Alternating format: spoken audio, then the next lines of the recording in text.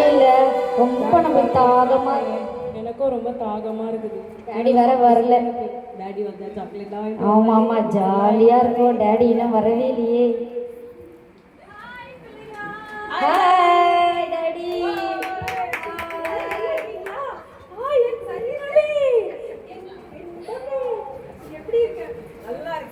Daddy பாரா நம்மளை கற்பக்கவே மாட்டேங்கிறாரு.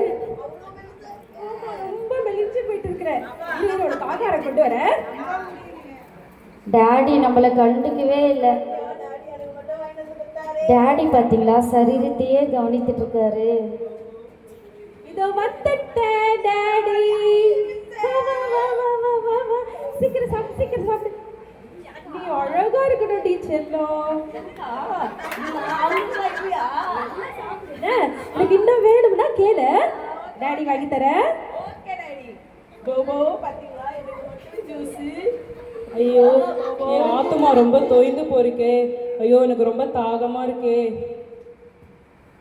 தாகமா இருந்தா தண்ணி குடிங்க. உனக்குள்ள தானே நாங்களும் இருக்கோம். ஆத்மாவும் பரிசுத்த ஆவியும் நாங்க இருக்க. நீ ஏன் எங்களை துக்கப்படுத்துற? ஆத்மா பத்தியா உன்னையில எவ்வளவு தோய்ந்து இருக்கிறது. இந்த ஆகாரத்தினால நீ பலன் அடைய முடியுமா? பரிசுத்த ஆவி முன்னெடுத்துல வரும்போது தானே பலன் அடைவன் வேதம் சொல்கிறது. நீ ஏன் இந்த ஆகாரத்தினால பலன் அடைவன் ஏன் நினைச்சிட்டு இருக்க? அப்படிலாம் நாங்களும் உனக்குள்ள இருந்தது முக்கியம்தான் தெரியுமா? ஒரு மனுஷன் எதனால உனக்கு முழுமைப்படுவான்? பரிசுத்த ஆவி ஆத்மா இருந்ததுன்னு. ஆனா டாடி பத்தியா உன்னையே வந்து கவனிச்சிட்டு இருக்காரு. நீ தானே வந்து சொல்லணும்.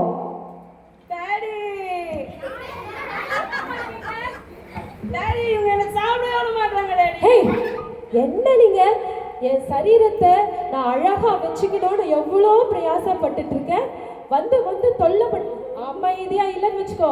ஒரு 2 பேரும் கிட்டே சேர்க்கப்பட்டு தூரப்பாங்க. நீ பா சாப்பிடுச்சல்ல அழகுடாதுன்னா நான் போய் உனக்கு வேற வாங்கிட்டு வரேன். ஏன் உன் ஸ்கின் எல்லாம் டர்ன் ஆயிட்டு இருக்கு. நான் போய் க்ரீம் வாங்கிட்டு வரேன். டாடி பத்தியா அவளையே கவனிச்சிட்டு இருக்காரு. டாடி சரீரத்துக்கே முக்கியத்துவம் கொடுக்குற. ஆத்துமா பரிசுத்த ஆவிக்கு முக்கியம் கொடுக்கல. தேவனுடைய ராஜ்யம் புசிப்பும் குடிப்பும் இல்லைன்னு உனக்கு தெரியாதா? அப்படி இல்ல. ஒருவன் தேவனுடைய ராஜ்யத்துல ஜலத்தினாலும் ஆவினாலும் பிறவிட்டால் தேவனுடைய ராஜ்யத்தில் பிரவேசிக்க முடியாதான்னு உனக்கு தெரியாதா? நீ எப்பவுமே பரிசுத்த ஆவியை துக்கப்படுத்திட்டே இருக்க. உனக்குள்ள தானே நாங்களும் இருக்கோம். எங்களுக்கு வேண்டிய ஆகாரத்தையும் ஆத்மாக்கு வேண்டிய ஆகாரத்தையும் நீ தரணும்ல. ஆனா நீ சரீரத்து குறித்தே கவலைப்படுற. சர்ச்சுக்கு போனா மட்டும் போதுமா? இல்லையே, பரிசுத்த ஆவியை பெறும்போதுதான் நம்ம பலன் அடைந்து இருப்போம்னு தெரியாது அவனுக்கு. பரிசுத்த ஆவியை பெற்றவங்க இப்படியா இருப்பாங்க? எப்போதும் சரீரத்துக்குத்தே கவலைப்படுற. டாடி கூட எங்களை வந்து கண்டுக்கவே மாட்டேன்றாரு.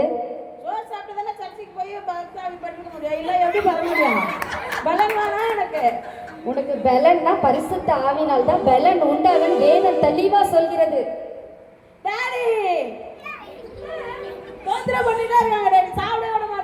இவங்க 2 பேரா?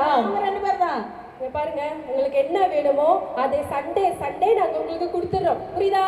அதோட மீதி நாளெல்லாம் என் சரீரத்தை நீங்க டிஸ்டர்ப் பண்ணாம இருக்கணும். சரியா?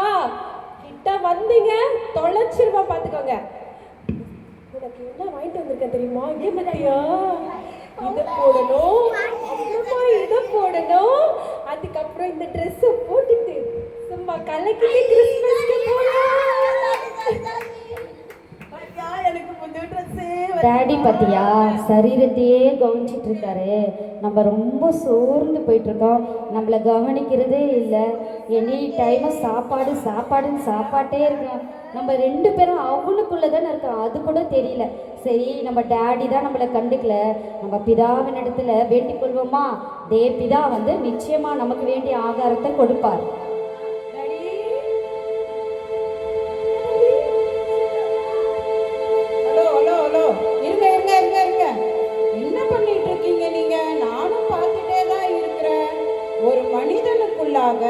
ஆவி ஆத்மா சரீரம் இது 3 தேவையான ஒன்று.